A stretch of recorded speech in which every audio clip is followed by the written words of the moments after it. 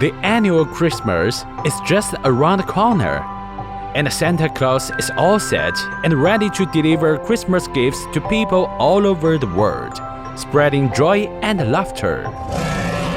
However, he accidentally ventured into the forbidden territory, guarded by a massive dragon, frightening away the reindeer.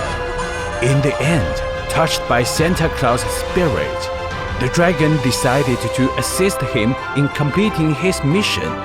Together, they journeyed through countless countries, leaving behind happiness and laughter.